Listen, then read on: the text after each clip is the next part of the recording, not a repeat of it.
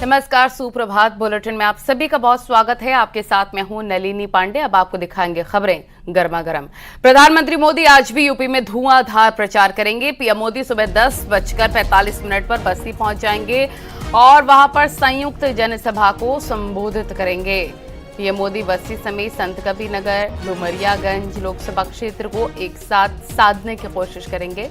इसके बाद पीएम मोदी श्रावस्ती में भी रैली करने वाले हैं। तो अंतिम चरण का रण है और सियासी तापमान काफी हाई है।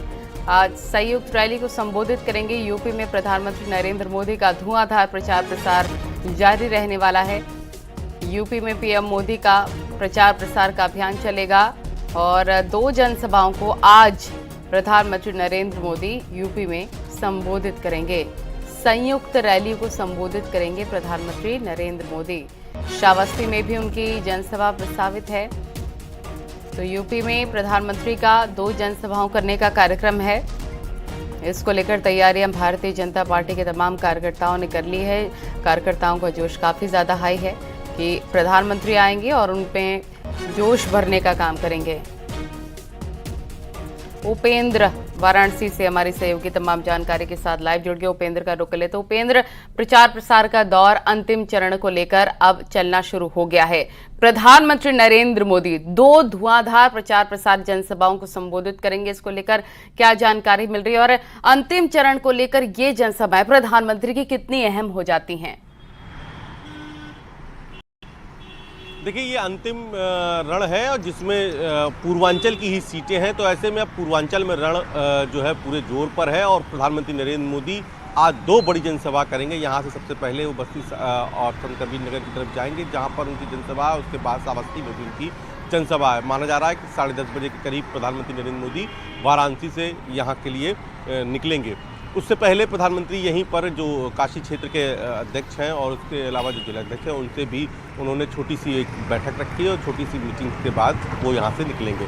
खास बात यह है कि पूर्वांचल की जो सीटें हैं इस पर सभी का जोर है, क्योंकि पूर्वांचल से कहते हैं कि जीत का रास्ता उत्तर प्रदेश के लिए जाता है, उत्तर प्रदेश से जीत का रास्ता देश के लिए जाता है। ऐसे में ये सीटें सभी महत्वपूर्ण हैं, चाहे वो गोरखपुर मंडल की हो, चाहे वो वाराणसी मंडल की हो। अगर हम बीजेपी के संगठन के लिहाज से बात करें तो ये 2 क्षेत्रों की सीटें हैं। एक तो काशी क्षेत्र की सीटें हैं और दूसरी गोरख क्षेत्र की सीटें हैं। तो इन दोनों सीटों पर जो पिछली बार के अगर हम 2019 के परिणामों को देखें तो अधिकतर सीटों पर भारतीय जनता पार्टी को विजयश्री मिली थी। तो इस बार भी कोशिश है जीत को दोहराने की और विपक्ष वहां दूसरी ओर कोशिश कर रहा है कि वो अपना कई सीटों पर खाता खोल सके। तो फिलहाल प्रधानमंत्री नरेंद्र मोदी की रैली कार्यकर्ताओं के लिए प्रधानमंत्री नरेंद्र मोदी का पूर्वांचल से खास लगाव भी है। हमने देखा भी कि जब भी प्रधानमंत्री जाते हैं पूर्वांचल, अक्सर उन्होंने भोजपुरी में संबोधित किया है जनता को। आपका बहुत शुक्रिया तमाम जानकारी के लिए। आगे बढ़ते हैं।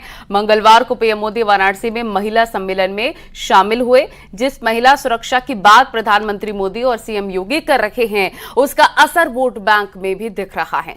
अगर 2014 और 2019 के चुनावी आंकड़ों को समझे तो 2014 के लोकसभा चुनाव में बीजेपी को 29% महिलाओं के वोट मिले थे, जो 2019 में बढ़कर 36% हो गए। और अब प्रधानमंत्री मोदी की नजर आधी आबादी के परसेंटेज वोट को बढ़ाने पर है, जिसे साधने की कोशिश आज वाराणसी में प्रधानमंत्री नरेंद्र मोदी करते नजर आएंगे।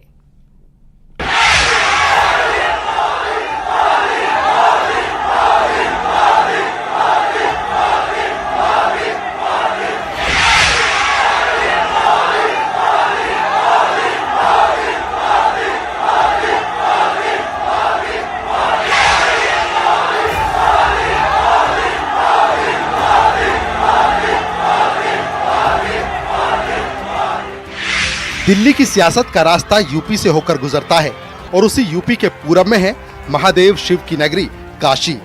वो वीवीआईपी सीट जो पूरब की पॉलिटिक्स का एपी सेंटर मानी जाती है।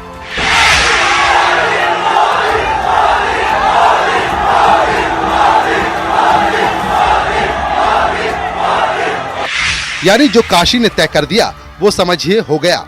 कभी कांग्रेस को सत्ता के मुकाम तक पहुंचाने वाला शहर वाराणसी आज देश के प्रधानमंत्री नरेंद्र मोदी की सबसे लकी सीट बन चुका है। वो लगातार तीसरी बार इस सीट से चुनाव लड़ रहे हैं और एक बार फिर पूरब की सियासी फिजाओं को बदलने के लिए पीएम मोदी काशी में हैं।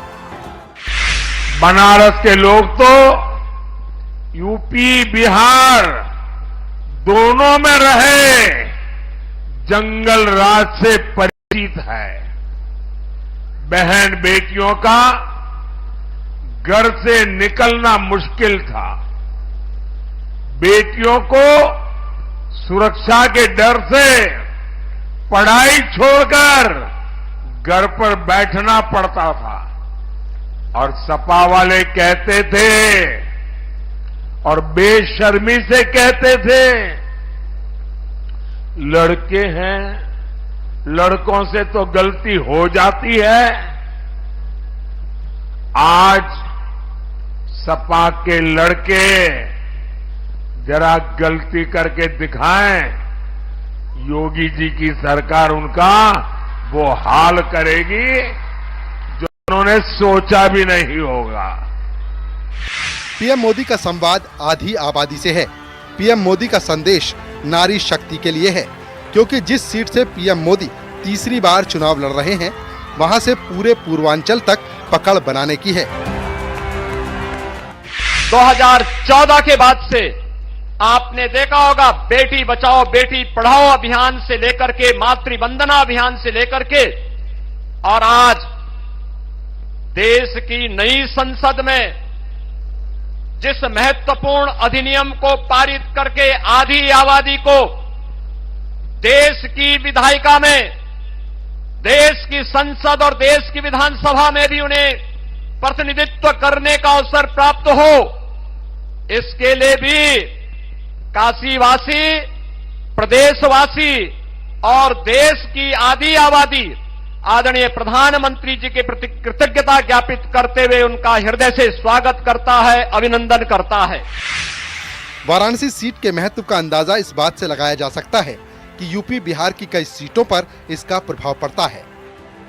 पूर्वी यूपी यानी पूर्वांचल की 13 सीट और बिहार की 8 सीटों पर काशी फैक्टर का असर होता है। दोनों को जोड़ दें तो कुल 21 से ज्यादा सीटों पर मोदी के काशी आने का सीधा प्रभाव पड़ा है। बिहार, यूपी, मध्य प्रदेश जैसे हिंदी भाषी राज्यों के लिए काशी हिंदू हार्टलैंड से कम नहीं है। यहाँ के लोगों की काशी में अगाध आस्था है। सनातन धर्म के प्रवाह का त्रिकोण अयोध्या, प्रयाग और काशी को ही माना जाता है। यानी काशी से दिया गया संदेश पूरब का सबसे बड़ा जनादेश बनता है और बीजेपी इसे बहुत अच्छी तरह से समझती है। आज यहाँ पर उपस्थित नारी शक्ति अपने भाई को गारंटी देती है कि इस बार 10 लाख से अधिक वोटों से आपको जिताकर संसद में भेजने जा रही है। यानी काशी हिंदुत्व का ऐसा गढ़ रही है जहां की धमक का असर पूर्वांचल की कई सीटों पर होता है। मिर्जापुर, चंदौली, जौनपुर और गाजीपुर जैसी सीटों पर वाराणसी का रिएक्शन साफ दिखता है। यानी काशी से दिया गया संदेश एक वोटर्स की एक मास ब्रिगेड तैयार करता है, यानी ऐसी ब्रिगेड जो लहर के साथ चलती है। Bureau report, news 18।